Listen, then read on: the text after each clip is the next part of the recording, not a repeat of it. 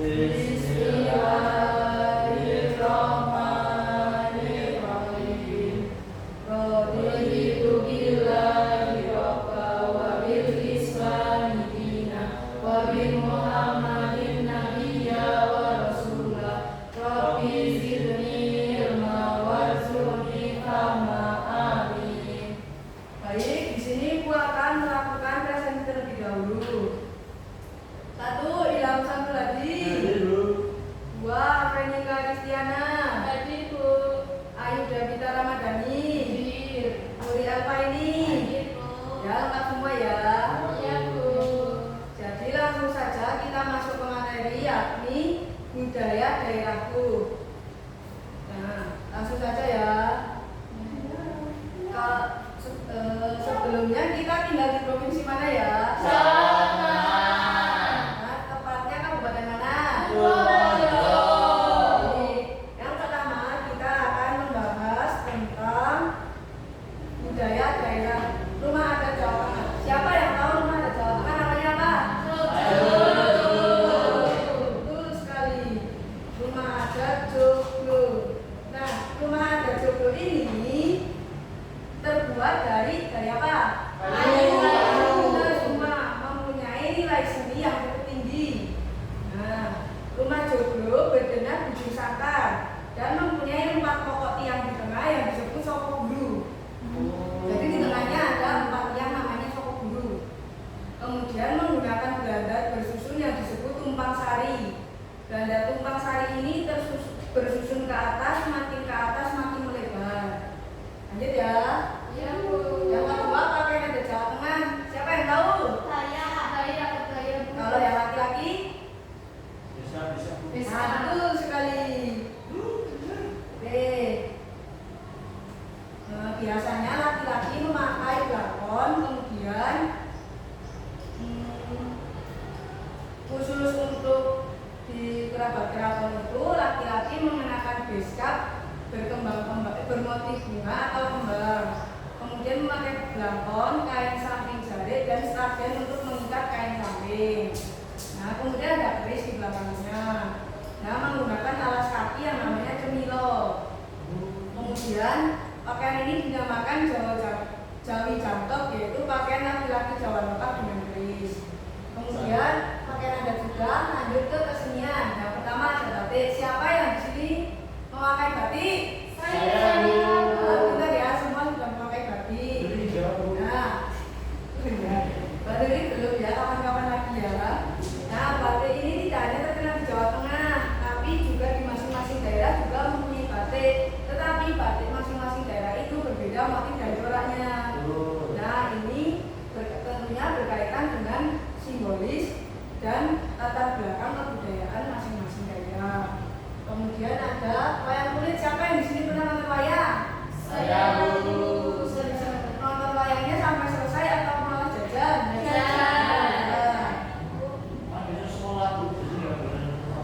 Ya, betul. Nah, jadi kesenian wayang ini adalah kesenian yang bentuknya asli timbul sebelum kebudayaan Hindu masuk ke Indonesia dan mulai berkembang pada zaman Hindu Jawa. Nah, figur tokoh yang pertama kali memperkenalkan wayang ini adalah Bathara atau Sang Hyang Jagatnoto, yaitu perwujudan dari Dewa Wisnu. Lanjut, kemudian tari serimpi. Siapa yang pernah nonton tari serimpi? Saya, Bu. Namanya nomornya. Di Balai Desa, Bu. Nah, kenapa sih tari serimpi itu selalu yang menarikannya 4 orang? Karena tahu seripan di mana? Karena 4 orang ini menunjukkan arti simbolis, yakni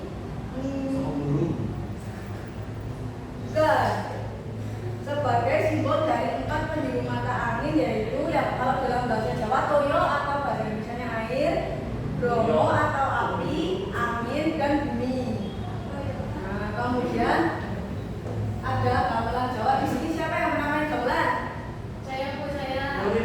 Pegang apa itu alat apa? Gong. Ya, benar. Nah, gamelan ini itu pertama kali diubah oleh Sunan Bonang yang Gamelan itu ada namanya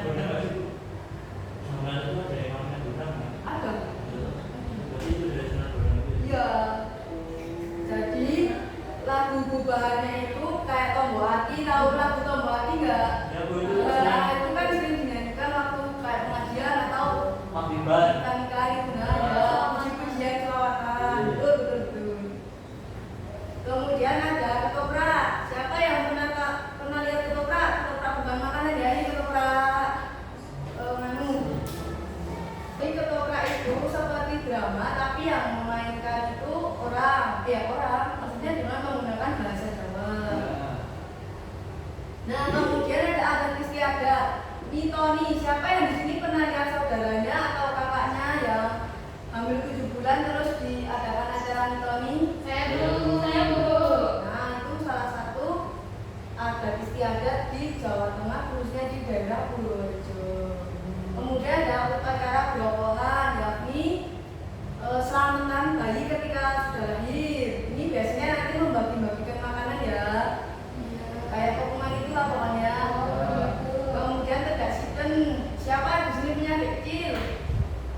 Udah kelas berapa adiknya? Umur 3,5 Bu. Waktu kecil pernah ada acara tegak siten nggak? Iya. Ya kayak dikurung di, Iya. ya kan? Nanti disuruh milih barang-barang. Iya. Itu pokoknya. Ini apa Ini dia? apa, Pen?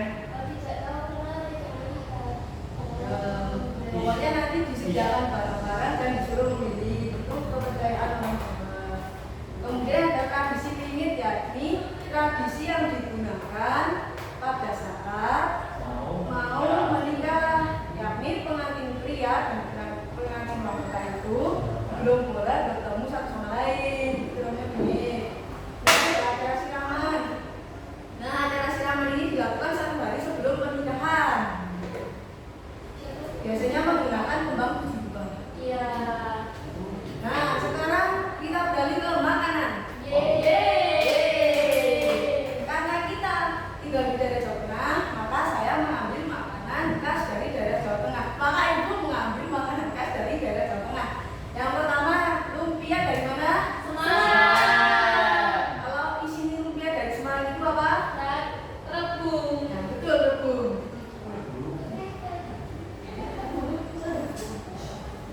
Kemudian nah ini kue lompong khas kota kita. Betul sekali. Siapa yang di sini pernah makan kue lompong? Saya. Rasanya gimana? Enak. Dalamnya kacang. Betul, betul, betul. Wih, Ada lompong. bisa. Lompong apa lompong, Bu, yang bener, Bu? Lompong, maaf ya, bisa tapi soalnya sudah mengantuk. Iya. Nah ini rondo rolek royal dari daerah mana? Semarang. Betul. Udah ada yang pernah makan rondo royal? Jadi secara sederhananya rondo royal itu tape yang digoreng. Oh. Dinamakan rondo royal. Ya. Kemudian ini khas Purworejo lagi apa namanya? Floral. Nah, biasanya ditemui di mana? Pasar. Betul sekali. Di alun-alun, Bu. Ya. Rasanya banget Bu. Ya, betul, betul. Ini siapa yang di sini rumahnya dekat Magelang? Saya. Nah, Bapak Ika, coba sebutkan makanan khas daerah yang dekat dengannya yang ada di Magelang. Bentuk trio sama nasi goreng magelang. Wah, ya. Enak ya. Enak. Udah pernah makan belum Gado Trio? Belum. Ini sudah dulu. Oh ya, bener ya, Mbak. Nah, ini di Wonosobo ada namanya mie ompong. Siapa yang udah pernah makan? Belum. Itu kalau ibu udah pernah makan ya, itu isinya kayak dikasih pati kaji itu. Oh. Wah ya, jadinya kayak telur-telur gitu. Enak nggak Bu? Enak, terus satenya bukan sate ayam tapi sate sapi. Wih, enak Bu. Iya. Nah ini Mbak Nuri dari Kebumen. Iya Ibu. Lu makanan khas daerahnya apa? Kaki. Betul sekali. Nah ini dari Tapi bagian doang, negara. Aku dapat ayu. Aku. Ya, betul, dawet ayu. Ini sangat enak kalau lagi cuaca panas-panas. Kalau baru dari mana sih? Oh, Projo, dawet goto. Ya, Iya. Bu. Jangan sikat ya, Bu.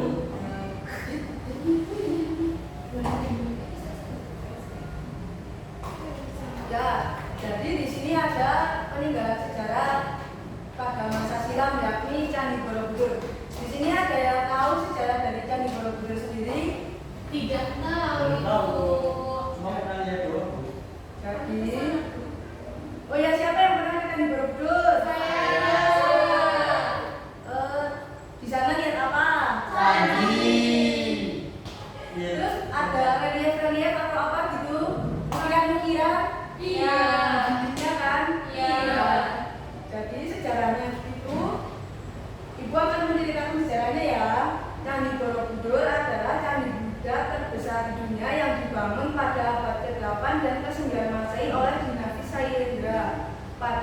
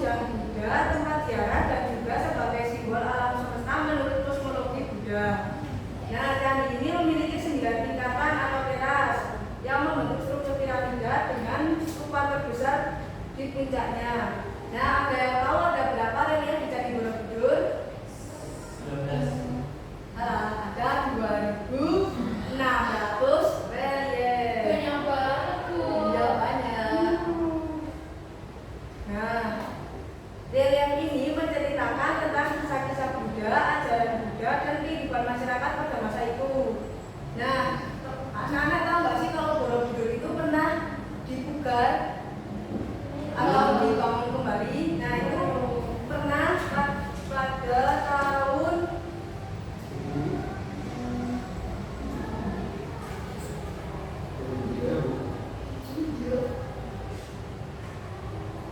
pada pemerintahan masa Belanda, yaitu Thomas van Carles pada awal abad ke-19. Nah, kemudian Candi Borobudur ditetapkan sebagai warisan budaya oleh UNESCO pada tahun 1991. Lanjut ya. Nah, kemudian jenis warisan budaya itu ada dua, yaitu warisan budaya benda dan tak benda. Kalau warisan budaya benda itu bisa kita raba, contohnya makanan khas, alat musik.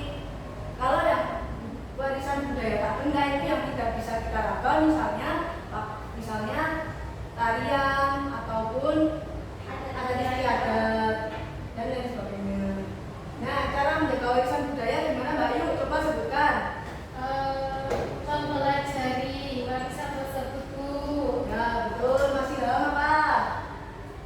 Dengan mengikuti kegiatan budaya, Bu. Nah, betul. Mbak Nuri. Menjaga warisan budaya tak benda, Bu. Betul. Mbak Anika. Menghadapi globalisasi. Nah, menghadapi globalisasi. Betul. Nah, sekarang materinya sudah selesai. Saatnya anak-anak mengerjakan lembar kerja peserta didik. Oke, sebelumnya Ibu mau membagi menjadi dua kelompok ya. Kelompok satu Mbak Ayu dan Mbak Menika, kelompok dua Mas Ilham dan Mbak Nuri. Di sini Ibu menggunakan model pembelajaran problem based learning, yakni metode pemecahan masalah, yakni model pemecahan masalah.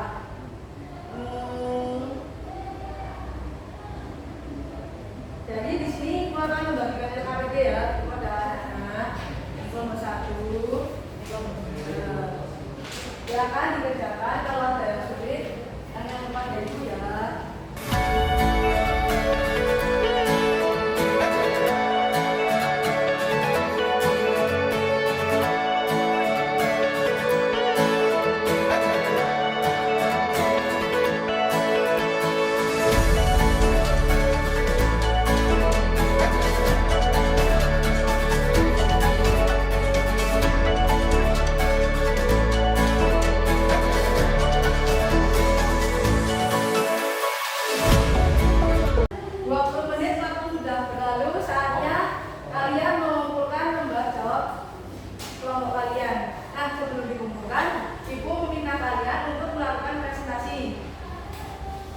Dimulai dari kelompok satu perwakilan yaitu Mbak Yu, monggo mempresentasikan hasilnya. Perkenalkan, nama saya Dewi Dani, kakak saya Venika Kristiana. Di sini kami membuat infografis yaitu rumah adat tunai. Ini infografisnya. Nah, rumah tunai ini berasal dari suku Dani di Lembah Barian, Papua.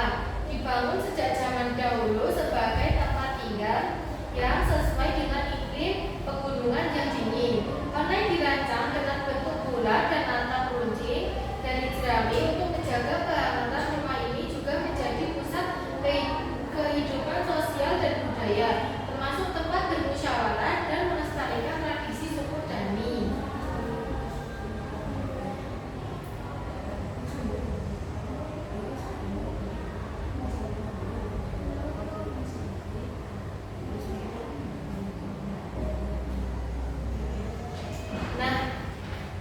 Rumah ini berasal dari Papua dan ciri khas atau keunikannya yaitu berbentuk bulat dan atap kerucut terbuat dari jerami atau ilalang, berukuran kecil dan rendah, tingginya kira-kira 2 sampai 2,5 meter.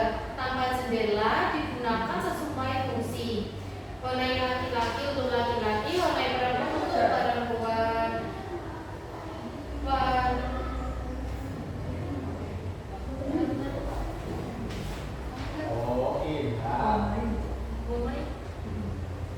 Womai menyimak ternak babi. Lantai tanah ada api unggun di tengah ruangannya.